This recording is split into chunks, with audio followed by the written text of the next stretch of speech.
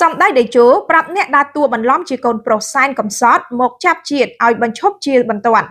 សម្ដេចតេជោហ៊ុនសែនប្រធានព្រឹទ្ធសភាកម្ពុជានៅព្រឹកថ្ងៃទី23ខែមករាឆ្នាំ2026នេះបានប្រាប់ឲ្យអ្នកដើរតួបន្លំជាកូនប្រុសសែនកំសត់ដែលបានស្លាប់កាលពី50ឆ្នាំមុនមកចាប់ជាតិឲ្យបញ្ឈប់ជាបន្ទាន់ដែលសម្ដេចយល់ថាគឺជាការភូតកុហកនិងយកការឈឺចាប់របស់សម្ដេចដើម្បីផលប្រយោជន៍ផ្ទាល់ការអំពាវនាវរបស់សម្ដេចនាពេលនេះធ្វើឡើងបន្ទាប់ពីមានបុគ្គលម្នាក់ឈ្មោះសាវ៉ាត់វណ្ណដាបានឆាតទំនាក់ទំនងជាមួយមនុស្សដែលស្គាល់សម្ដេចតាមប្រព័ន្ធ Telegram បានដោយអះអាងថាខ្លួនពិតជាកូនប្រុសសែនកំសត់របស់សម្ដេចនិងសម្ដេចគតិប្រិទ្ធបណ្ឌិត 100% និងថែមទាំងសូមជួបសម្ដេចទៀតផងតាមរយៈសំណេរនៅលើទំព័រ Facebook នៅព្រឹកថ្ងៃទី23ខែមករាឆ្នាំ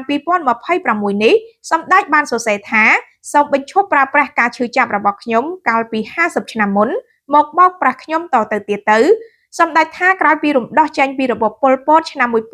1979ពិសេសក្រោយពេលដែលសម្ដេចនិយាយពីរឿងកូនស្លាប់ដោយមានភាគនិទាននិងភាពយន្តរឿងកូនប្រុសក្រោមពន្លឺព្រះច័ន្ទពេញបូរមីមកមានមនុស្សមិនតិចជាង20នាក់ទេដែលបន្លំខ្លួនធ្វើជាកំសត់កូនប្រុសសម្ដេចដែលបានស្លាប់ទៅនោះមកចាប់ជាតិបើតាមសម្ដេចមនុស្សទាំងនោះខ្លះសរសេរជាសម្បត្តិបញ្ជូនឲ្យសម្ដេចខ្លះចុះតាមទស្សនាវដ្តីនិងចុងក្រោយបង្ហោះតាមបណ្ដាញសង្គមដូចជា Facebook ជាដើមសម្ដេចតេជោថាករណីចុងក្រោយហាក់ដូចធ្ងន់បន្តិចមានទាំងអត្ថបទមានទាំងសារឆ្លើយឆ្លងជាមួយមនុស្សដែលស្គាល់ Telegram របស់សម្ដេច